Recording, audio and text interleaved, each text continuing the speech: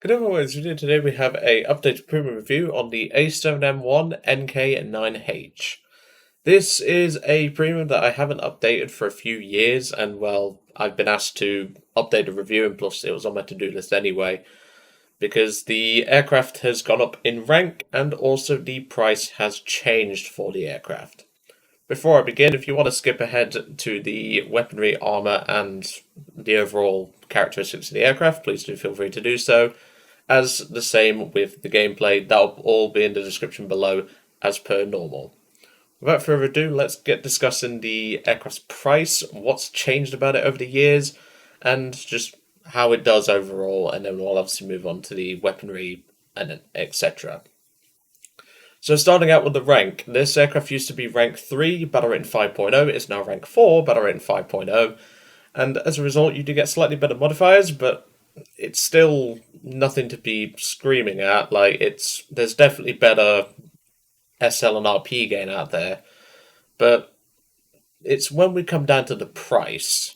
So if memory serves, this aircraft used to cost something like 1,000 or 2,190 Golden Eagles or something like that. But it doesn't cost that anymore. With it going up to rank 4, it has had a astronomical price jump from around that region to 4,080 GE. That's quite a lot for an aircraft that is, well, it's not as strong in terms of its performance compared to the Tech Tree variant. Like, it's a slight difference, but that's quite a jump. And as you can imagine, a lot of people have been thrown off this aircraft because of that. And personally, I don't think that should be the case. I really do think Gaijin needs to reconsider the price of this thing. 4,080 is just way too steep in my opinion. If they're going to warrant that price, I would say bump up the SL and RP modifiers to the point where this thing is a grinding god. Otherwise, yeah. What I mean by that is if we take a look at the A6M5 Co, yes, it's got similar modifiers, but the Co is worse in performance. And the simple fact of the matter is I would rather give, if I was, like, especially nowadays with the changes to the ranks and stuff, if I was to suggest a premium, obviously the A6M5 Co is no longer available, so I'm leaving this one out. But the simple fact is, the best one for Japan at rank 4 is actually the A7. But like I said, the price is just far too steep to warrant this. And personally, I don't think it's worth buying at full price. Now, if you can get this thing half off, like I did years ago when it was 2,000 odd GE, you are going to have a blast with this plane. It's very effective in what it does. It's very nice to fly, and overall, it's just one of those aircraft that you can just get in, have fun with. The guns are even better now, and it's really nice. There is obviously a couple of flaws with the aircraft, but we will cover that at some point. Well, the gameplay will also cover that as well. Anyway, let's get into the weaponry, the armor, and of course the engine and all that other jazz. So we'll start out with the engine. This is the Nakajima Hamare 21 engine with nearly 2,000 horsepower on WEP. The only thing you really have to watch with this engine is the overheating, which is quite manageable, to be honest. It's one of those aircraft that you don't really have to worry too much about it in terms of its characteristics.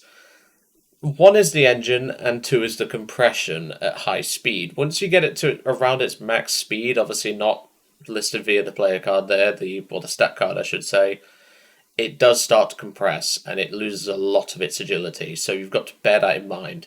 If you're going to use that speed that it has over the A6Ms, make sure to consider the downside of that, which is the compression. Coming over to the armament, we do have two 13.2 Type 3 heavy machine guns. These are excellent little machine guns, and they pack a severe punch.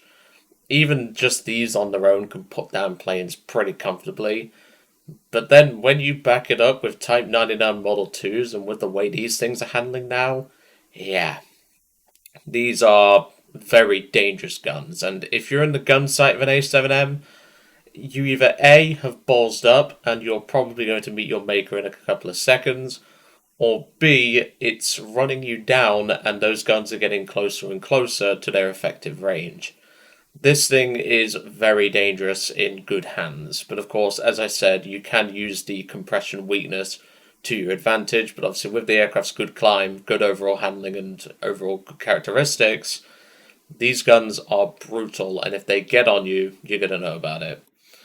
Overall, though, the armour is nothing to write home about, being Japanese and all that jazz. There is a single 13mm plate, which won't really do much, and there is a quite bit thick of bulletproof glass, but remember, this has, I think, a 0.4 modifier? So you're only getting around, what, 30mm of effective protection? So it can stop some things, but the engine is quite vulnerable to fires, so there is that to consider as well. Going over to recommended belts, I do recommend running the universal belt on the 20mm cannons. Solid all-round performance, can kill planes, can kill ground targets quite comfortably. This is just what is the most consistent for me. Now, the 13s, they do have what functions like a HE round. It's not really a HE round. And as you can see there, it's demonstrating in the little animation there. The round in question is the IAI round, the Immediate Action Incendiary Bullet, but the game basically makes it act like a HE round. It's not really like a HE round, but personally, these guns are very good for fires, so I would personally recommend ground targets like I'm running here. There is one other thing you can run on the A7M, which is two 60kg bombs. They're wing-mounted, they drop single. Don't expect to be doing much with these, and if you're going to put them on the plane, I mean, you can. They don't really affect the performance too much, but it's extra weight and they're not that useful, especially at the higher BRs in Tank RB.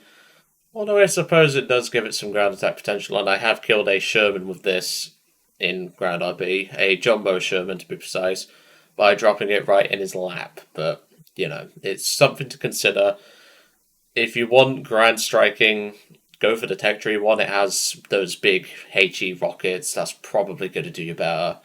But, yeah, this thing's not really built as a ground attacker. Never really was. But the simple fact is, this vehicle overall is just brilliant. But personally, as I said, I just cannot warrant the price. And like I said, personally, this needs to be reconsidered. But if you can get this plane half off, you've got yourself a amazing aircraft, let's put it that way. The simple fact is, the plane's overall performance and its overall characteristics are really good.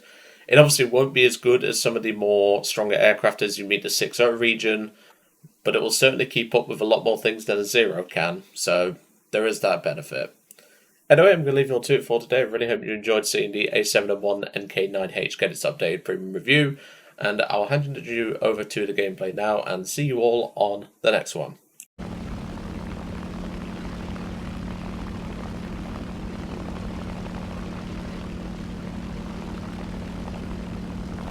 Well, hello there, Mr. B25. I hope you're having a good day, but, well, you're not about to after these guns meet you, that's for sure. Yeah, that's what happens when these guns get on target. They are nasty. Let's see if we can kill off these XP50s before the backup arrives. I must admit, it's been nice flying this thing out to get some footage to update the review for this thing. It's very satisfying playing the fly. I don't get to fly it very much, because obviously I don't really get to use many of my premiums, I'll be honest. But the fact is, this plane's always been fun for me. Sure, when I first got it, I wasn't comfortable with it, but, you know, you're never comfortable with everything, are you? No problem, buddy. And there you can see one of the main problems, the compression, but, yeah, it's fine. This thing handles the compression quite fine, to be honest. Alright, so we've got a bunch of 109s there, P63. We've got a 190 up high, which will probably be an A8. This should be doable.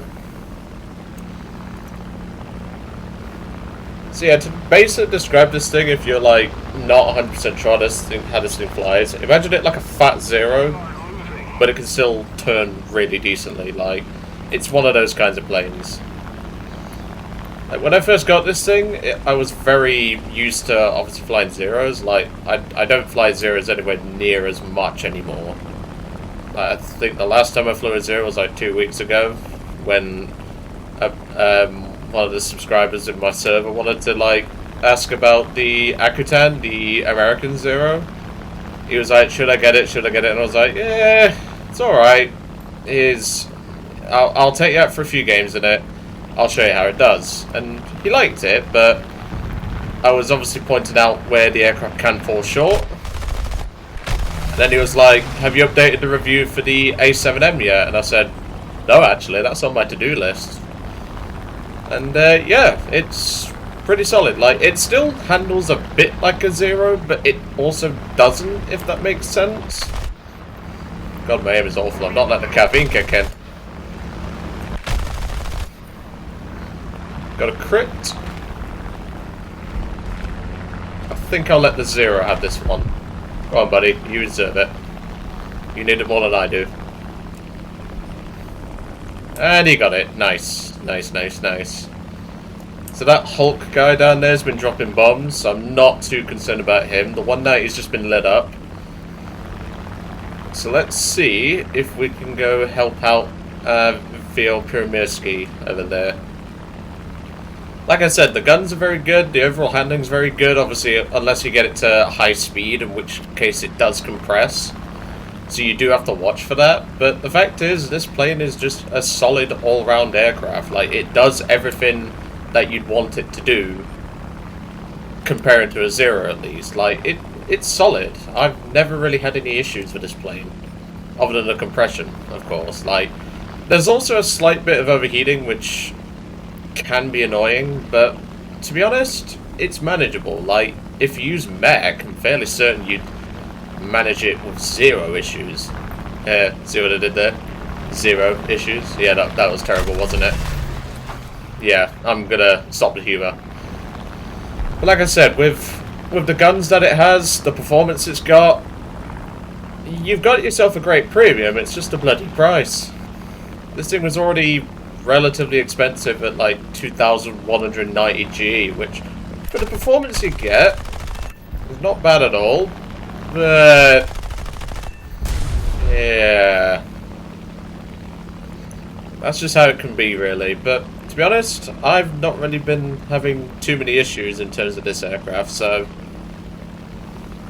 it's just one of those where you can just have a bit of fun, have a blast, and just get this thing and just have fun, really. It's one of those kinds of planes. So I'm not going to be able to run down that 109 for the Act 3 does, so I'm just going to do some farming.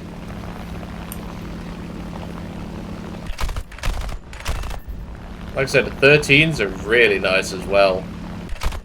More Japanese planes should have these guns.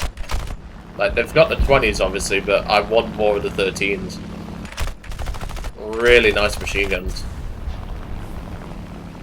They're basically like 50 cals, but they have HE rounds. It's really nice. Well, I say HE. The IAI is kind of like a HE, but it's also not. And there we go. That is game. Nice, easy win. That's mostly how your matches are going to go. In up tiers, you are going to have a bit more of a struggle, but yeah, this is a solid all-rounder. It's just very overpriced. I definitely think Gaijin needs to go back on the price of this thing, because it's very good, don't get me wrong, but I wouldn't pay the price that they're asking for. And remember, I got this thing 50% off, and I thought back then it was still a bit of a rip-off. But I mean, it is ranked 4, it does earn a decent amount of SL, although it could be better. But overall, if you're looking for something that can definitely be a bit more consistent than some of the other Japanese premiums that are on offer at the minute, yeah, this thing will definitely do that. But just remember, get it on 50% off, or don't get it at all.